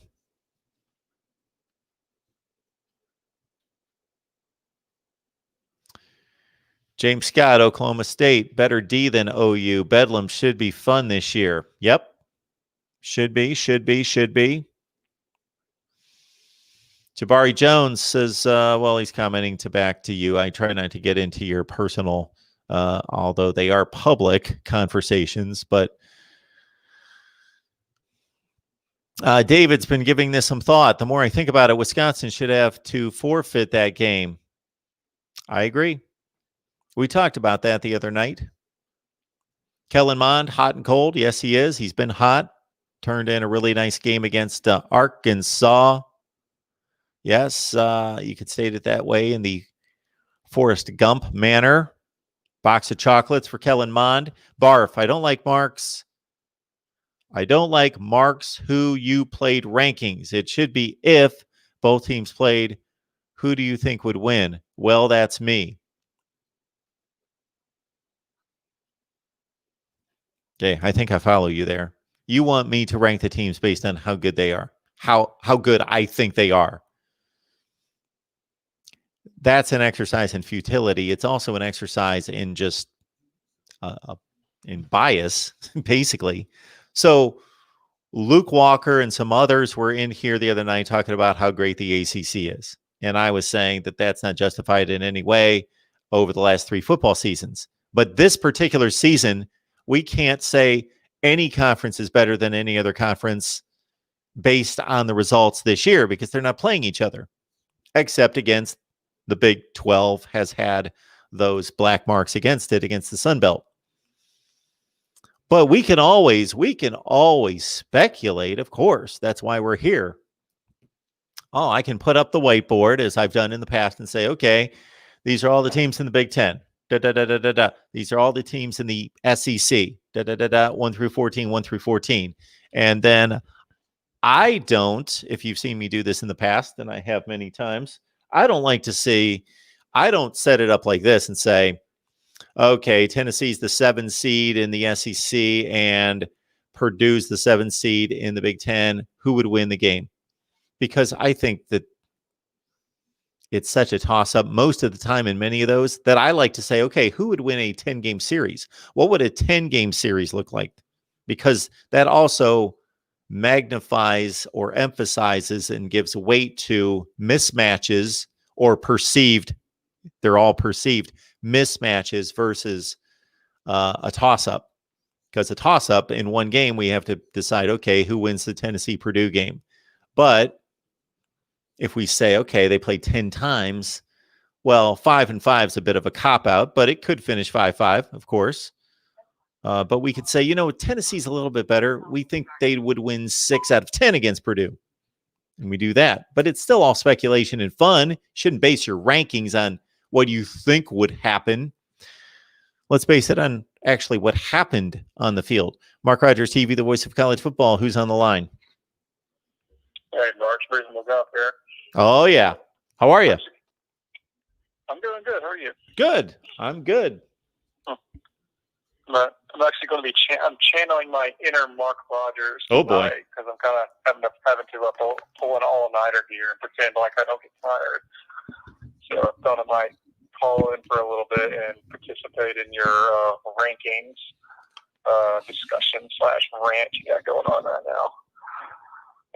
One thing, I wanted to ask you, every time I watch your 25 teams that actually make sense video, I'm always so bummed out when I hear you, when you look right at the camera and say, I'm not going to explain why they're ranked like this. I go on to, other channels and see when they do their top 25, and it's usually a 20 to 30 minute video, and they talk about each team. Sometimes they just do a top 10 because it'll take too long.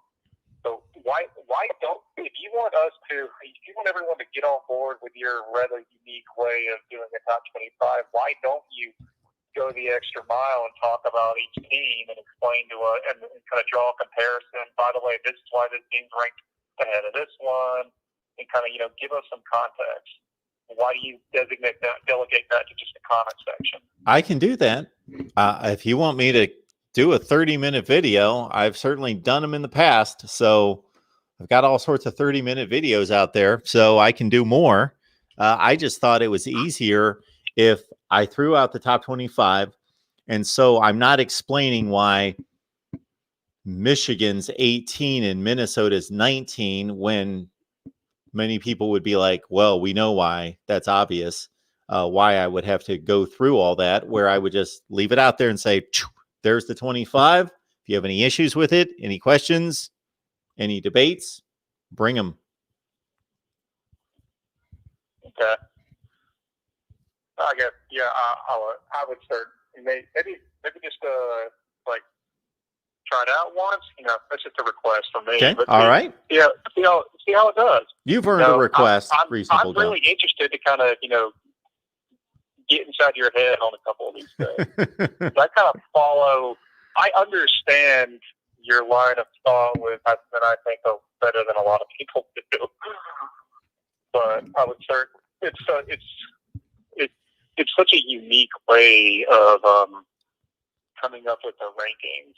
I would certainly like to hear more about it rather than just having to scroll through the comment section, which is halfway made up of people complaining anyway. Yeah. Well, it's funny in our day and age that it's actually unique for somebody to try to rank teams based on the performance on the field and the results versus it not being unique that people just rank teams based in thin air based on just whatever they think. That okay, we played one game and Texas A&M beat Vandy 17-12, but we had Texas A&M preseason 6, so that's really not going to hurt them because they did win the game. So they're 7 now, but all they did was beat Vanderbilt, who's we perceive to be awful. And I do state out of the gate, assumptions have to be made. There have to be assumptions, or you can't rank anything. There should be less assumptions as you go along and there's more information and more games played. But I find it funny that my way is the odd way, whereas other people are just saying, we've got Ohio State at number 3. They haven't played a game yet, but they're number 3. No, I agree. I did want to ask you, how did Ohio State manage to jump up to 6 after 2 weeks when other teams have played 6 and 7 games? Well, those teams that have played 6 and 7 games have lost games. Ohio State has not lost a game. Yeah, but they've beaten 2 teams, Florida or Texas A&M beaten like 5 teams, and they've won or lost 1. I think you have Texas A&M behind Ohio State, for example. I do. So Texas A&M probably would be ranked ahead of Ohio. No, I'm going to say Texas A&M would be ranked ahead of Ohio State, just like Georgia's ranked ahead of Ohio State, having played a much better game against Alabama and having beaten better teams across the board than Texas A&M. So I still have Georgia. I've got Georgia ranked ahead of Ohio State. So with Texas A&M, they are getting docked for a few things. Mississippi State's awful. Arkansas is proving not to be quite as good as we thought they were. Much improved, but really not that good. They beat Vanderbilt by 5 points, and Vanderbilt is getting obliterated every week. And maybe if Texas A&M played again, they would obliterate them. But they played them, and they won by 5 points. And they got crushed by Alabama. They got whipped by 4 touchdowns. If they would have played with Alabama within 14 points and beaten Vanderbilt just like everybody else in the SEC, the likes of Ole Miss and South Carolina's beating Vanderbilt 48-7. So they struggled with Vandy. They have one really good win in Florida, and they got killed by 4 touchdowns by Alabama. And the rest of their wins are pretty much not overly impressive. They're doing what you would expect them to do against the likes of Mississippi State. They beat by 2 touchdowns. It's not like they crushed Mississippi State or Arkansas this past weekend. That was a fairly competitive game. They were clearly the better team, but they're winning at a decent rate. But they've got an Alabama loss by 4 touchdowns and a Vanderbilt win by 5 points. Okay. You see, that's it. That's the stuff I would love to just get like a 1 to 2 minute little spiel about each team. Maybe go into more in depth in the top 10 and stuff. Like, Okay. I would really. That's just a request from me. All right. Maybe do it once and just see how it works out. Okay. I will take note of that. I will enjoy doing that, actually. I will actually enjoy doing that more than having 112 comments and 90 of them being negative and me having promised that I'm going to answer all those comments, actually writing to people. I would actually rather verbally get in front of that, and then they're still going to complain. They'll still go, Ohio State's better than number 6. They're not the 6th best team in the country. Well, I didn't say they were the 6th best team in the country, you moron, because you're not listening. That's most of my responses to most people. You did not listen to the video.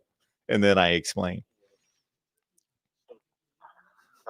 You should do that voice more often, by the way. Like, in all of your in some of your videos, find an excuse to use that voice making fun of a troll of your conversation. I don't think I'll have to use an excuse. I just need to do more videos where I respond to viewer comments. That's all I need to do there. And just make sure when you read the comment and it's like that, make sure you assign, come up with like 5 different voices. Okay. And assign one to whatever kind of tone you think that person sounds like when they're typing it, and they're saying it out loud because they think they sound so cool and so tough when they're typing that. That's what you should do. Okay. I've got some extremely Bush League unprofessional acting in my background, so I could tap into that. Well, there you go. You probably never thought you might actually get to use it, but even to help you make some money, right? Yeah, if we keep people around and they actually, I want this thing to, of course, catch on. This top 25 that actually makes sense. Even if people criticize it, that's fine. That's certainly fine. So, 2 things. I want to, and they both, I guess, kind of revolve around the game next weekend, the cocktail party. Yep. One thing I want to kind of get into is, I noticed you seem to be very, I guess, dismissive almost of Georgia fans and their concerns, or to put it lightly, with what Kirby Smart has done with the offense and specifically the quarterback situation of the team. You seem to like kind of dismiss it, and he's always come back with the excuse, "Well, your defense is elite." Well, I'm kind of gonna I kind of want to ask a little bit about that, because you and I both know there's never been a national champion who won with half the team. Oklahoma hasn't won a playoff game yet. They've had the best offense every time they entered the playoffs, but they never won a playoff game because occasionally they even had a defense in the hundreds ranking. Yep. I'm saying Georgia's offense is in the hundreds. I actually don't know where their offense is by points. I'm sure they're actually pretty good because they've scored 40 on Tennessee, and 30-something on Arkansas. But do you really think that Georgia is a team that their defense really could carry them where they want to go, which, by the way, is a national title? Or do you not see, if they continue down this route with Stetson Bennett at quarterback, do you not think that's basically just a terminal problem? Yes. So I'm collecting some of my thoughts about 3 comments in that direction in the last few days. So I said, Kirby Smart is playing his least talented quarterback. And there are quarterback battles that are won all over the country by the lesser talented player, but it's usually a close competition in regards to talent. And then maybe one of the 2 players is less talented slightly, but they make up for it with leadership, decision-making, accuracy, other ways that they make up for that gap and exceed because of the cerebral and leadership qualities needed in that position. But this is a unique situation in which there are 4 to 5 quarterbacks in the room, and he is the least talented. So that's not a good situation.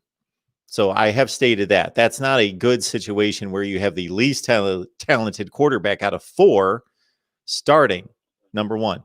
Number two, I made the comment after the Kentucky game that there are 2 ways to approach those kind of games. When you know you can run the ball with a top flight offensive line and running game, and with a defense that's going to give up, they could still be playing Kentucky right now and still only have given up maybe 6 points at this point. So they weren't going to be giving up anything to Kentucky. They were giving up a bunch of 3-yard passes and 2-yard runs. It just wasn't happening. They won the game 14-3. So I actually made the statement, and maybe this will come out more when I get this audio podcast rolled through, because we talked about this, but we recorded this morning, and I said that was Kirby Smart's opportunity to not look at that as that game being the end all be all, as survive and advance. Okay, I'm not going to take a chance, and I can guarantee we're going to win a game, and it's 14-3. And Stetson Bennett went whatever he went, 10 of 13 for 130 yards or something like that. They only threw like 13 or 14 passes. This is the kind of game where, Stetson Bennett's not going to go out there and throw 7 interceptions. They're to where Kirby Smart had the opportunity to say, we can work on the passing game in a game like this. We can throw it 30 or 35 times and work on it. And whether we make a few mistakes and it's 35-17 instead of 52-10, fine, but we need to work on the passing game. And so, and then the third point I made was that, what does Georgia want? If Georgia wants to play it safe, then they can play Stetson Bennett, go 10-2, maybe 11-1, and play in the Sugar Bowl. Or they can take a chance on whoever the best option is in the room other than Stetson Bennett, which everybody's guessing is JT Daniels. And maybe they lose. Maybe JT Daniels is a mess, and they lose to Florida, and they don't win the East, and get that right to get annihilated by Alabama again in the second half of a game. And so they go to the Citrus Bowl and they go 9-3. Big deal.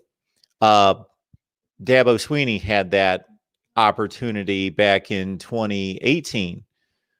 He had just had Kelly Bryant lead them to an ACC championship and a college football playoff appearance as a number 1 seed.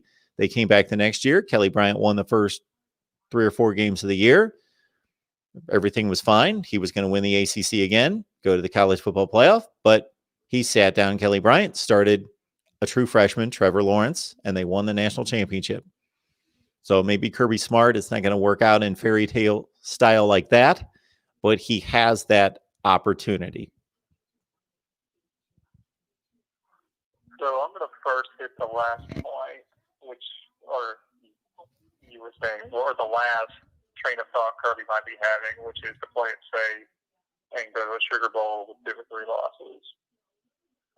If that is his goal, then every single Georgia fan out there that is saying some colorful language right now, Yep, they're all completely justified, because there is no, and I mean this, look, I'm an Alabama fan, so this means a lot coming from me when I say this.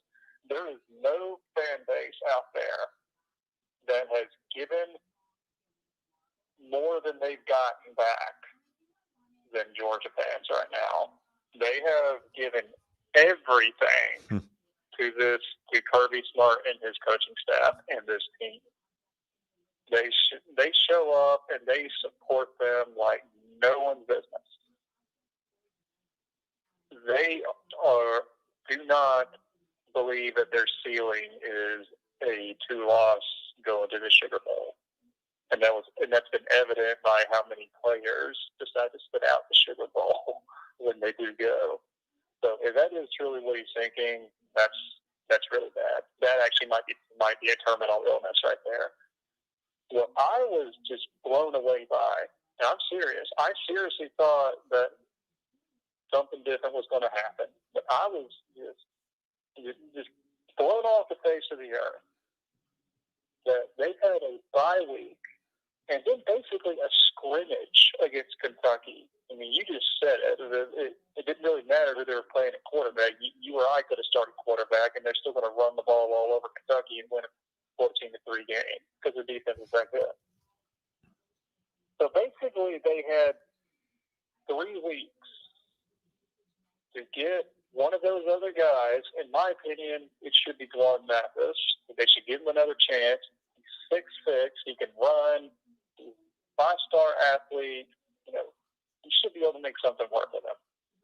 They had 3 weeks to get a different quarterback ready to go,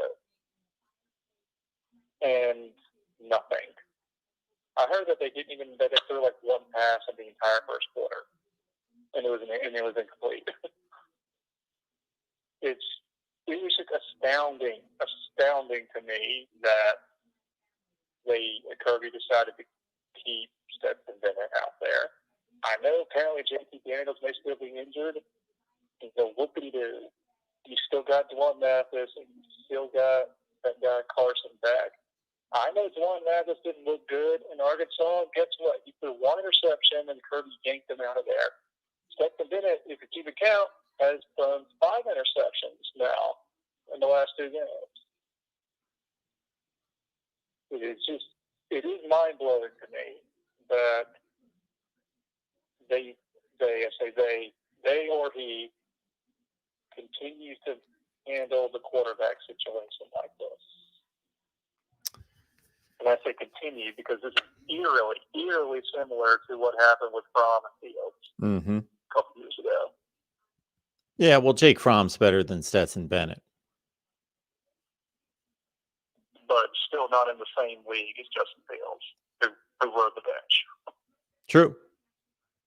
Yeah, so two paths of thought would be disturbing. One would be the one that you just laid out, that that Kirby Smart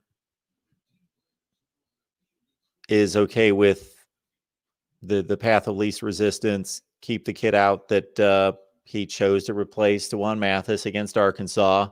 And hopefully, if everything else goes well and he doesn't make mistakes and our defense is really as good as I think it is, and we can control the clock and run the ball and everything works out perfect, and our offense doesn't turn the ball over, and we hit on a few pass plays and we play this great defensive game, we can beat Florida and then maybe pull off some kind of miracle in which we, do the same thing against Alabama, that, he'll take me to the promised land. But most likely that's not going to happen.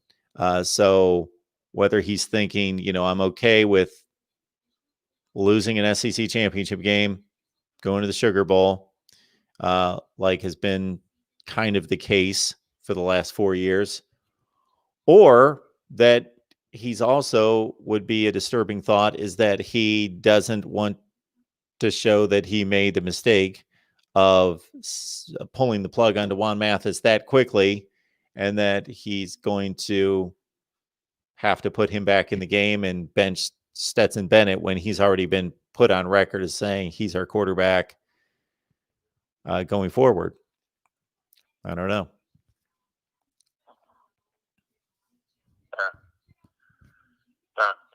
And the funny part about that is if he would just put Dwan Mathis back in and give him more time to see if he can figure it out, all would be forgiven.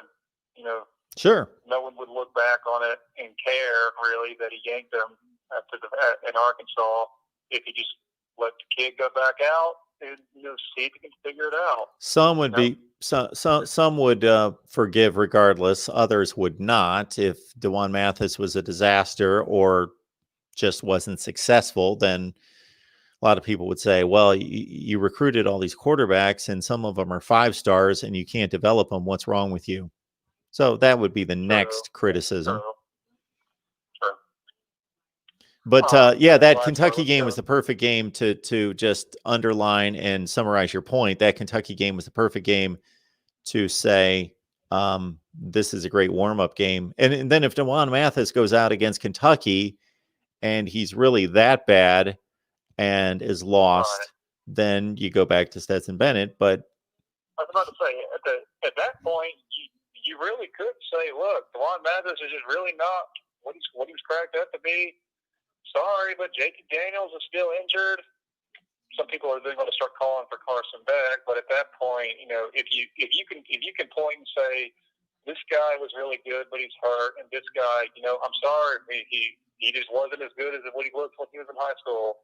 If you can point to the two quarterbacks and say that, then I think you're probably justified in keeping the guy who your team knows how to play with, which would be Stetson Bennett at that point.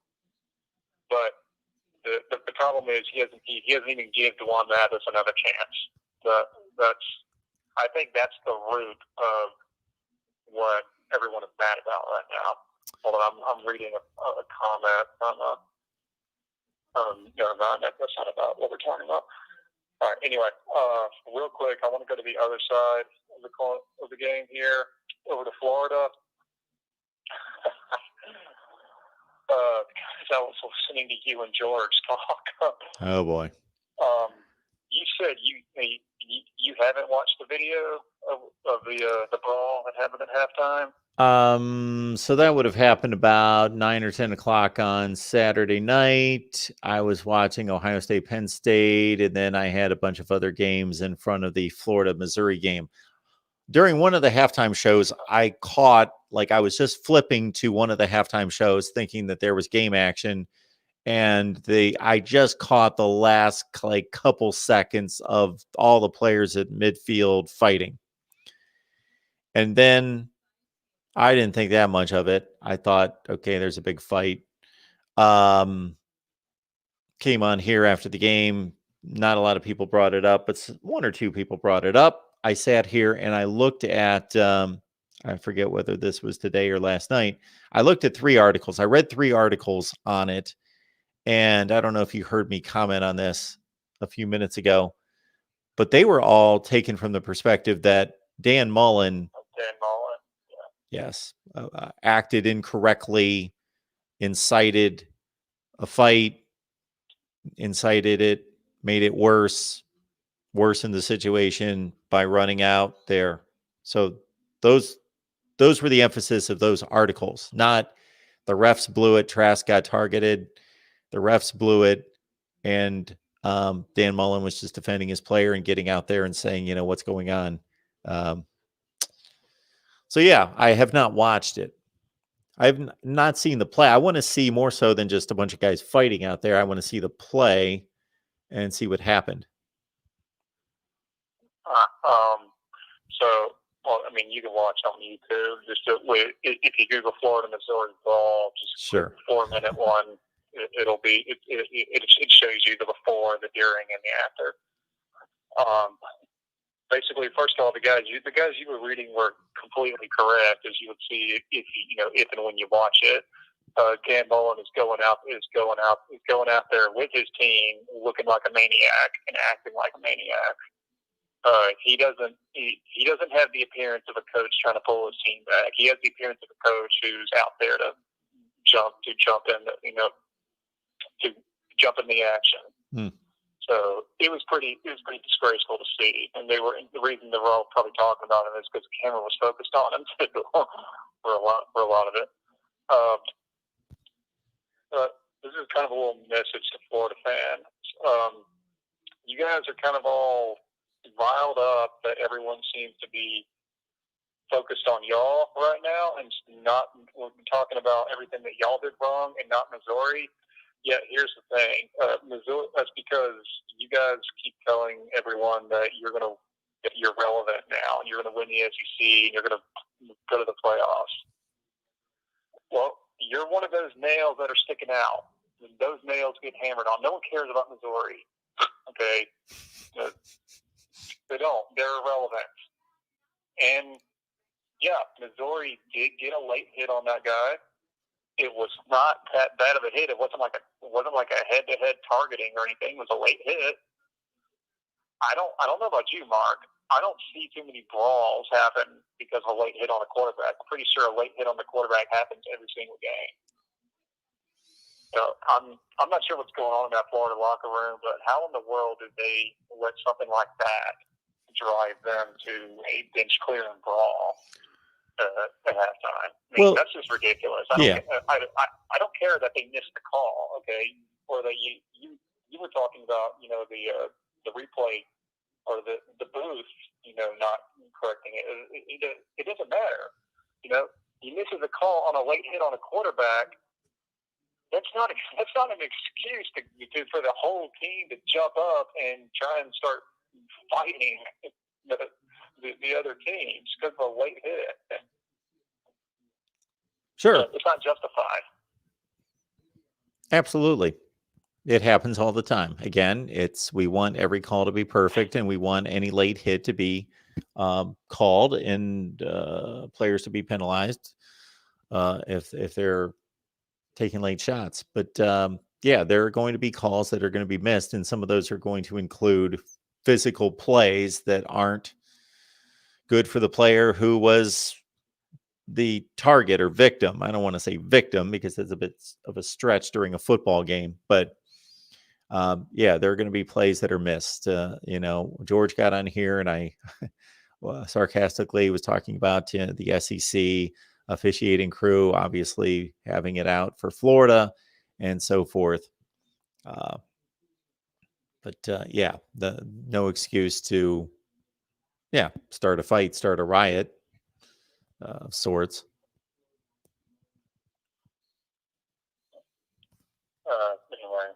You mind? I don't even know if you care at this point to go back and watch it. But I actually am going to be interested to see what happens because of this. A lot of people are saying that they should just don't do anything about it. Just say both teams are at fault and just not issue out any punishments because they don't want to affect the cocktail party. I don't personally agree with that. Just a big game coming up shouldn't affect whether or not the right decision needs to be made. Absolutely. I don't think it should have any bearing on the decision at all. If you want to be at full strength for the Georgia game, don't get up and start fighting like a bunch of maniacs. Well, unfortunately, those things do come into consideration when leagues are making those decisions. Unfortunately, they do. Yeah, they do. Personally, I don't think they should. No, they shouldn't. All right. Well, that's all I really got, man. All right. I appreciate the call. Have a good night. You too. Okay, man. We'll see you. Reasonable Gump taking us to 2 a.m. Here at Mark Rogers TV, the voice of college football. Much chatter about Cincinnati. And I think I outlined how I view the group of five. I think some of the comments in the chat are going to extremes. Cincinnati can play with all these elite teams. That's one extreme. They can't. They won't. It's not going to happen. We can cite many examples of that when these high-level group of fives have played the true elite. I'm not talking about going to play Iowa State or somebody that's a fourth or fifth place team in a Power 5 league. Not those kind of games, because those are typically the matchups. Other than that one New Year's 6 game where you take the best take the best group of five and match them up against a Penn State, Wisconsin, Florida State. It's been Baylor. It's been Arizona one year, which they certainly weren't prepared for that game and really not at that New Year's 6 level. That was the 2014 game against Boise State. So you usually have a game like this. 2 years ago, Cincinnati played Virginia Tech, a 6-6 Virginia Tech in a bowl game, and it was a close game. It was a back and forth, entertaining game, great game, could have gone either way. Virginia Tech actually could have salted the game away late. They had a score lead, and they were inside the Cincinnati 10, and they fumbled it away. And Cincinnati did not make a great play to force the fumble. Virginia Tech did something stupid, miscommunication with the quarterback in the center. They screwed up the play. Cincinnati went and scored the game-winning touchdown. Virginia Tech almost came back, but they threw a pick in the red zone. Game over. 35-31, I believe, was the final. So Cincinnati's right near the top of the group of 5, and they're playing a Virginia Tech team in a bowl game that's 6-6. And it's a great game. It's a toss-up. And Cincinnati, to its credit, won, but it's a toss-up. And you come away from that game thinking if they play 10 times, it's probably going to be 5-5. Now, last year, Cincinnati, having just lost to Memphis twice, and that being the difference between the top of the group of 5, Boise State, Memphis, and Cincinnati, was that Cincinnati had their shot against Memphis the last game of the season, but still made the conference championship game after losing to Memphis and got the right to lose to them again the next week. Both close games. So Cincinnati 11-2 again goes and plays Boston College. Boston College is a 7-5 team in the ACC. And the ACC may not be the best example of this because the ACC is weak. Luke, if he's in the chat tonight, doesn't want to hear me go on and on about the ACC, but they were 1-5, or I believe 6-19 were the numbers. 6-19 against the other 4 conferences. But Cincinnati just rolled Boston College. So for some of the people, to balance out the people that think Cincinnati can play with the elites in college football, I'm going to balance that out for some of the people that are saying Cincinnati would lose to Vanderbilt and can't beat anybody, Kansas. Well, Cincinnati beat a capable Virginia Tech team, 6-6 team 2 years ago in a close game. Then last year, they took on a 7-5 Boston College team and they rolled them. So there you go. There you go. All we missed this year, we missed a lot of what would have been great games. Of course, Ohio State, Oregon, Texas, LSU, on and on, those kind of games, those kind of matchups. And I really wanted to see North Carolina play Auburn and UCF. But in terms of Cincinnati, the only thing we missed was them going to Nebraska. That wouldn't have proven a whole lot. Even if they would have stomped Nebraska. If Nebraska is the team that we think they are, they probably would have gone 5-7 this year, 6-6 in a full season in the Big Ten. And Cincinnati would have been the best group of 5 team, having beaten Nebraska 41-31. But if they would have lost to Nebraska and then rolled through the American Conference, then that would not have been a good look.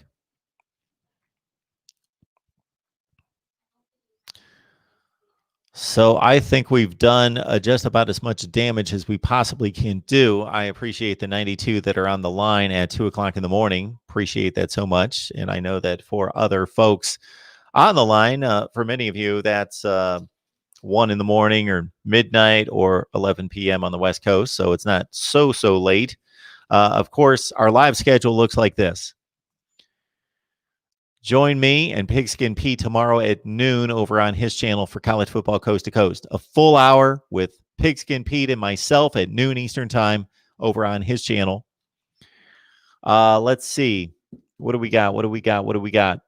Not necessarily anything live for sure until Tuesday at 2 Eastern Time with Paul Scoop on the U over on the Miami channel. So Miami fans, listen up, 2 o'clock Eastern Time, live Tuesday over there. Wednesday's a huge live day here at MarkRogersTV, the voice of college football. On Wednesday, we're live with Ohio State Talk at 2, Florida State at 6, the SEC at 8. Then we will work out the other Miami show later in the week. Don't know when that's going to be. Nebraska live at 6 on Thursday. That's a good show. Check out the scroll, the crawl, as I should call it, at the bottom of the screen. Shop Amazon. When you shop Amazon, please use the link in the description section of any of the videos. Go to any video you'll see in caps, Amazon, with a link. Please grab that and use it when you shop at Amazon. And check us out on Patreon. It's 15 cents per day on Patreon, and it's a good time with watch parties, exclusive live streams per request, insider look at MarkRogersTV, the voice of college football, my predictions, betting advice from Steve Merrill from Pro Sports Info, and his lead pipe lock of the week. So join us there. I am probably still, even though it's after 2 o'clock Eastern time, I like to have a video ready for everyone at 5 a.m. So I'm probably going to, oh my goodness.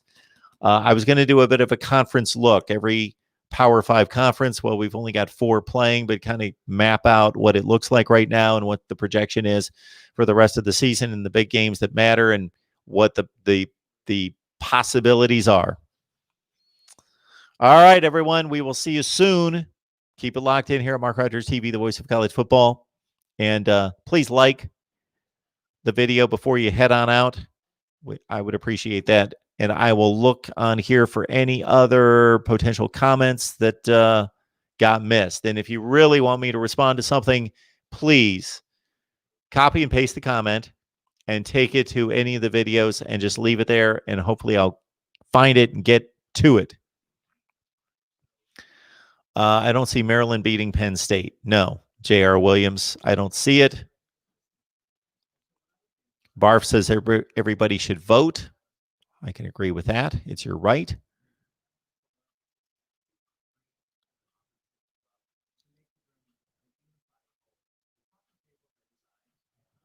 We've got a great conversations with Texas A&M fans. I like to be talking Texas A&M football because I've been void of covering Texas A&M.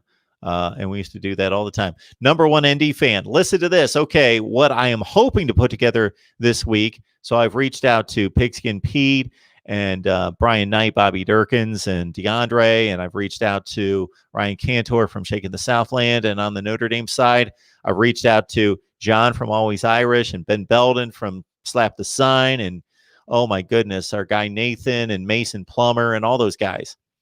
Because I wanted to have a big Clemson Notre Dame live stream. So that's what we're hoping to do. So be on the lookout for that. And again, you got to subscribe and hit the bell for the notifications. That way you know when we're going live here at Mark Rogers TV, the voice of college football. So be rooting for a Clemson Notre Dame live stream. I'd love to have all those guys mix it up on Clemson Notre Dame. So we will hopefully pull that together, as well as a lot of Florida Georgia talk. And I'm going to preview all the big games, of course, this week right here. See you soon. Appreciate it.